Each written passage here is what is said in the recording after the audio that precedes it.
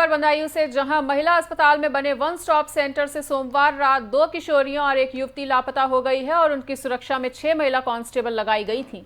लेकिन रात सिर्फ 3 ही मौजूद थी और वो भी गहरी नींद में सो रही थी। मंगलवार सुबह आंख खुली तो तीनों लड़कियां लापता मिली और डीएम एसएसपी ने मौके पर पहुंचकर सख्त कार्रवाई के निर्देश दिए हैं। शाम को तीनों लड़कियों को बरामद कर लिया गया है और इस पूरे मामले में पुलिस प्रशासन का क्या कुछ कहना है वो भी सुनिए।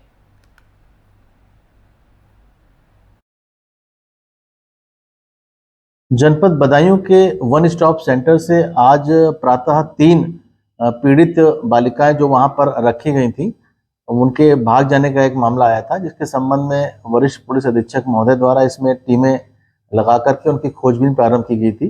वो तीनों ही लड़कियां जो हैं सकुशल बरामद हो गई हैं और इस संबंध में जो इन पीड़ित लड़कियों के साथ वन स्टॉप सेंटर पर सुरक्षा हेतु महिला आरक्षी लगाई गई थी, उनकी प्रथम दृष्टया इसमें लापरवाही परिलक्षित हुई है और उनके विरुद्ध विभागीय कार्रवाई की जा रही है। जनपद बदायूं के वन स्टॉप सेंटर से आज मऊ जिले में एक युवक को चाकू मार दिया गया और बताया जा रहा है कि अस्पताल पहुंचने से पहले ही युवक ने रास्ते में दम तोड़ दिया।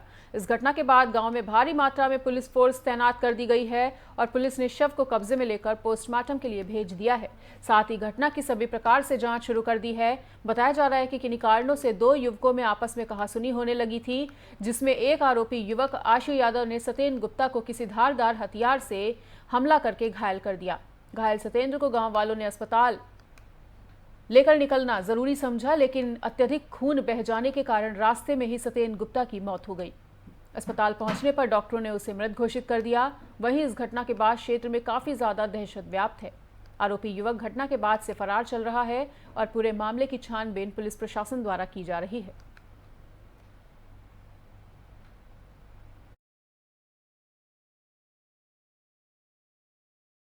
सर, दक्षिण टोला अंतर्गत जो घटना हुई है सत्येंद्र गुप्ता के साथ, क्या मैटर है सर?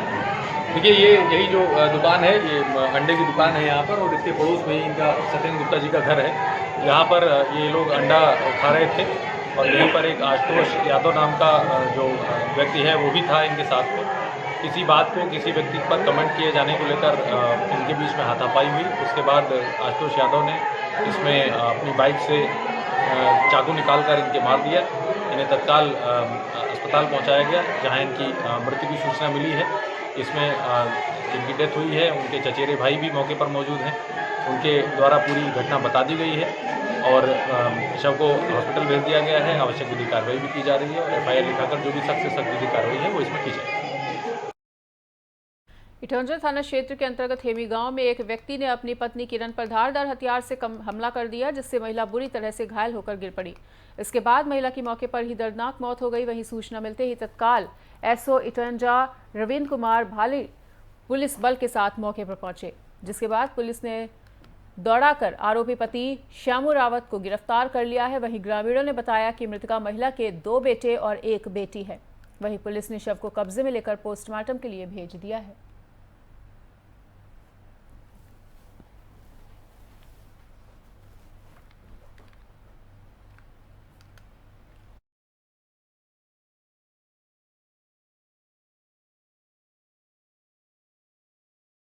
अमरोहा के धनौरा तहसील गांव मोहनपुर में रहने वाले किसानों ने गोभी की फसल बर्बाद होने पर दुकान स्वामी पर खराब पौध देने का आरोप लगाया है। और बताना चाहेंगे कि जनपद अमरोहा के मंडी धनौरा तहसील के गांव मोहनपुर का ये पूरा मामला बताया जा रहा है, जहां पर किसानों की खराब पौध के कारण गोभी की फसल पूरी तरह से बर्बाद हो गई है, जिसमें लाखों रुपए का नुकसान हो गया है। गाँव के किसान महिपाल का कहना है कि गाँव मोहनपुर में उनकी खेती गोभी की ज्यादातर होती है और उन्होंने मंडियों के रहने वाले मनोज से गोभी लगाने के लिए पौध खरीदे थे, जो बहुत ही ज़्यादा ख़राब निकले हैं और उनका लाखों रुपए का नुकसान हो गया है।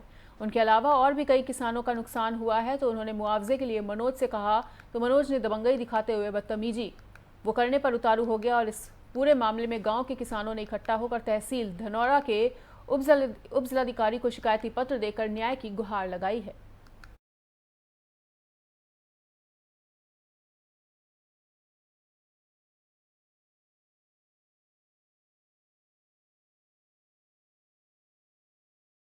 उत्तराखंड के पहाड़ों में हुई बरसात की कीमत अब मैदानी क्षेत्र के किसानों को भी भुगतनी पड़ रही है और अपने खून पसीने की कमाई से उगाई गई फसलों पर पानी फिरता हुआ दिखाई दे रहा है। किसान तो सरकार की तरफ से मदद की आस लगाए बैठे हैं। उधर प्रशासन भी दावा कर रहा है कि किसानों के हुए नुकसान की वो भरपाई करेंगे। हालांकि अभी तक किसानों को सहायता तो दूर, सांत्वना देने वाला भी कोई नहीं पहुंचा है। और ये नज़ारा रामपुर का है, जहां उत्तराखंड के रामनगर बैराज से छोड़ा हुआ पानी सैलाब की शक्ल में आया है और गांव-गांव डूब चुके हैं, स्कूल डूब गए हैं और लाखों किसानों की फसलें बर्बाद हो चुकी हैं।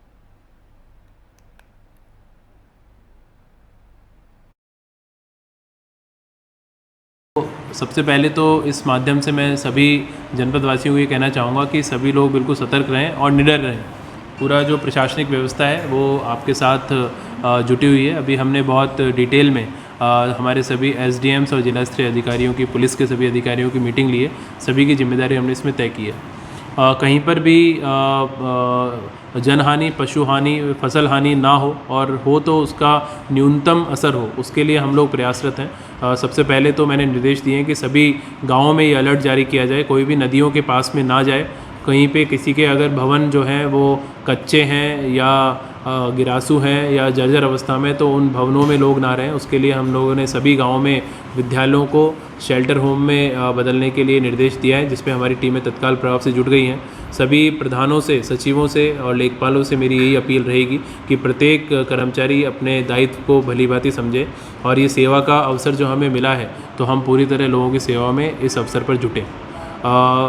जो फसल हानि हो रही है, बहुत सारे मैसेजेस, बहुत सारे फीडबैक मेरे पास उसके लिए आ रहे हैं, तो आप लोग बिल्कुल निश्चिंत रहें। सभी किसान भाइयों को मैं ये कहना चाहूँगा कि हम लोग स्वयं भी इसमें बहुत संवेदनशील है। किसी भी किसान भाई को फसल हानि होने पर मुआवजा ना मिलने की ऐसी कोई घटना ना हो, तो उस पर भी हम लोग पूरी तरह मुस्तैद हैं। हमने इस बार एक नया सिस्टम ये बनाया है कि सचिव और प्रधान, जो आपके गांव के प्रधान आपके नेतृत्वकर्ता भी होते हैं, उनकी भी एक रजिस्टर हमने बनाने के लिए कहा है कि जिसकी कहीं पे फसल हानि अगर होती है तो वो संबंधित प्रधान को इसमें रजिस्टर में नोट करा दें। और जो पंचायत सहायक हैं वो इसके फ़ोटोग्राफ कोऑर्डिनेट्स के साथ में ले लेंगे ताकि हमारे पास इसका पूरा रिकॉर्ड रहे। तो इस प्रकार से हम पूरी तरह प्रयासरत हैं और आप सभी की सेवा में हम लोग तत्पर रहेंगे। Thank you. सबसे पहले तो फिलहाल इस वक्त के बुलेटिन में इतना ही। पर देश और दुनिया की बाकी खबरों के लिए देखते रहिए FM न्यूज़।